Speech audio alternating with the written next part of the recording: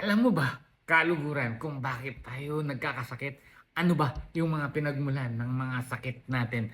Meron po tayong tatlong basihan na tinitingnan kung bakit tayo nagkakasakit. Ang unang basihan po is yung wrong lifestyle.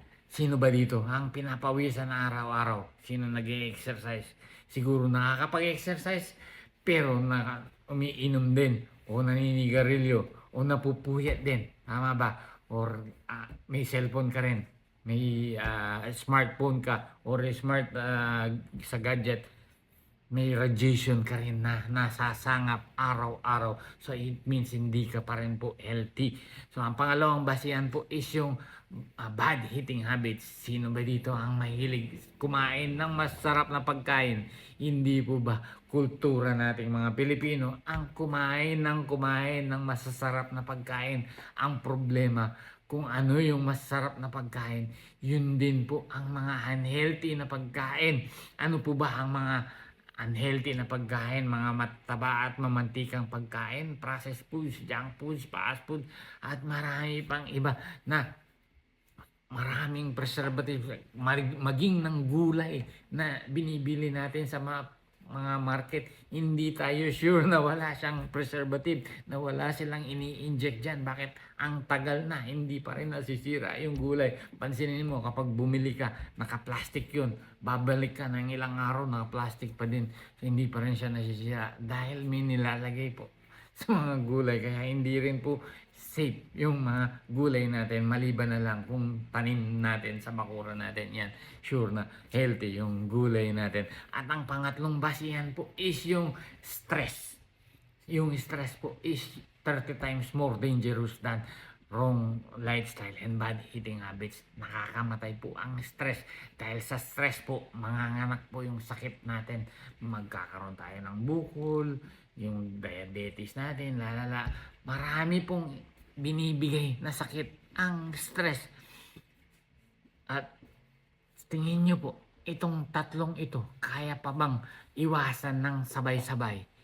Hindi na po, 'di ba? Anong gagawin natin? Susolusyonan na lang po natin ng Moringa Eye Food Supplements na sobrang dami nang natulungan sa iba't ibang klaseng sakit. Maging mga bedridden na sinukuha na, pero napatulungan pa rin nating maglakad. Dahil ang mga nasisira o nanghihina sa vital organs natin, ang kailangan po niyan is sustansya, hindi po chemical. Yung kidney po, anong sira niyan? Ay, yung mga nagdialysis po pala, ano yung problema? Hindi po ba yung kidney? Anong kailangan gawin sa kidney? Kailangan po palakasin si kidney. Bigyan ng sustansya. O yung ginagawa po ba, binibigyan ng sustansya? Hindi po, kaya lifetime na yung ginagawa nila. Yung diabetes, ano po problema ng diabetes? Yung pancreas, kailangan palakasin ng si pancreas, di ba? May mga diabetic, di ba? Sinabihan na putulin yung paa. Kapag naputol ba yung paa, wala nang diabetes. Meron pa, di ba? So, ang kailangan po palakasin si pancreas. Ang kailangan niya, sustansya na manggagaling sa food supplements na Moringa Eye Food Supplements natin. Nang dami nang natulungan. Ang kailangan lang po natin is paniwalaan at pagkatiwalaan para makaramdam tayo ng ginhawa sa buhay natin. Pero kailangan po natin siyang inumin ng consistent, tuloy-tuloy ng ilang buwan. Within 6 months, makakaramdam na tayo ng improvement. Hindi lang isang bote, dalawang bote, o dalawang buwan.